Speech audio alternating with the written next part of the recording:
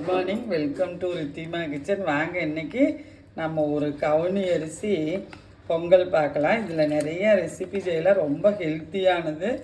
குழந்தைங்க இந்த கலரை பார்த்து சாப்பிட்லன்னா கொஞ்சம் ஸ்வீட் பொங்கலெல்லாம் செஞ்சு கொடுத்தீங்கன்னா, அல்வாலாம் செஞ்சு கொடுத்தீங்கன்னா கண்டிப்பாக சாப்பிட்ருவாங்க.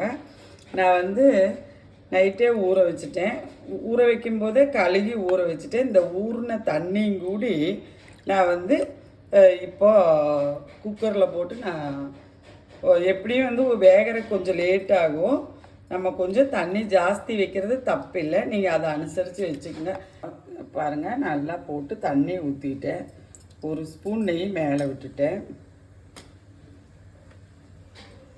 இது ரொம்ப ஈஸியாக நம்ம சாதாரண பொங்கல் வைக்கிற அதே மெத்தேடு தான். நம்ம இது குக்கரில் வைக்க போகிறோம். அது நம்ம மண்பானையில், பித்தாளை பாத்திரத்தில் எல்லாத்துலேயும் வைப்போம். இது நம்ம குக்கரில் வைக்க போகிறோம். இப்போ பொங்கலும் மேக்சிமம் எல்லா இடத்து வீட்லேயும் குக்கரில் வைக்கிறாங்க.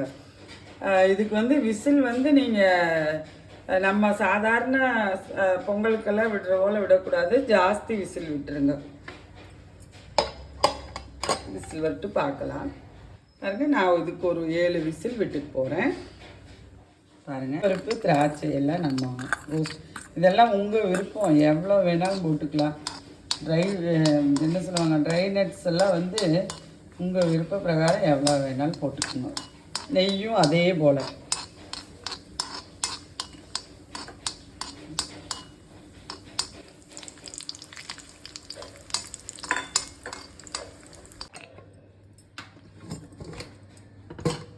பாருங்க, நம்மளுக்கு பொங்கல் நல்லா அரிசியெல்லாம் நல்லா வெந்துருச்சு. நான் இன்னும் இங்கே அரிசி நம்ம இப்படி எடுத்து உடைச்சோம்னா இப்படி உடையணும்.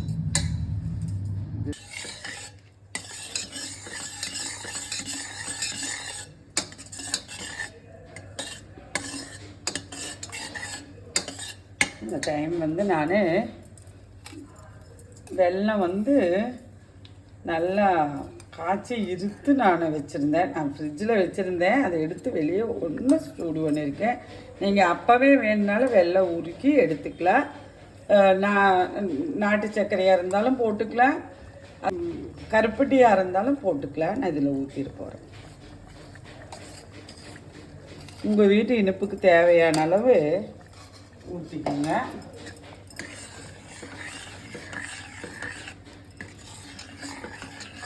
அந்த சர்க்கரை ஒன்று போட்ட ஒன்றையும் வெல்லம் ஒன்று ஊற்றணும். கொஞ்சம் இலகி வரும். அதெல்லாம் மேக்சிமம் எல்லாருக்கும் தெரியும். நான் இந்த டைமே ஏலக்காய் இருக்குது இல்லவா, ஏலக்காய் ஒரு 5 எண்ணெய் பொடி பண்ணி வச்சுருக்கிறேன், அதுவும் போட்டுடுறேன்.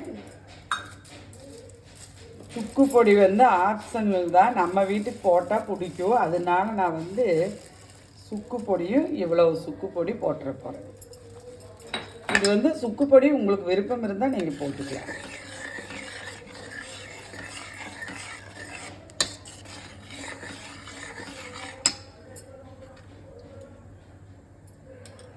டைம் ஒரு பிஞ்சு உப்பு போட்டுக்கிறேன்.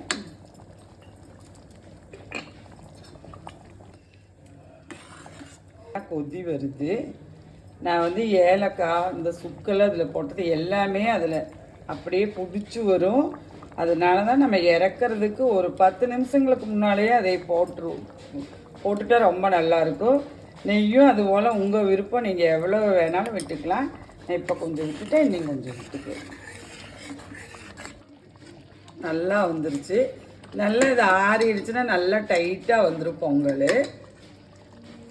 அப்படி ரொம்ப ஆற வேண்டாம். ஒரு அளவுக்கு சூடாக இருக்கும்போதே பொங்கல் நல்லா டைட் ஆகிடும். நீங்களும் எல்லாம் இது மாதிரி செஞ்சு பாருங்கள். குழந்தைகளுக்கு வேறு ஸ்வீட்டெல்லாம் கொடுக்கறதுக்கு இதுலையெல்லாம் ஸ்வீட் செஞ்சு கொடுங்க. மறுபடியும் நான் நெய் ஒரு 3 ஸ்பூன், இந்த ஸ்பூனில் 3 ஸ்பூன் விட்டுக்கிறேன். நட்ஸு நெய்யெல்லாம் உங்கள் விருப்பம்.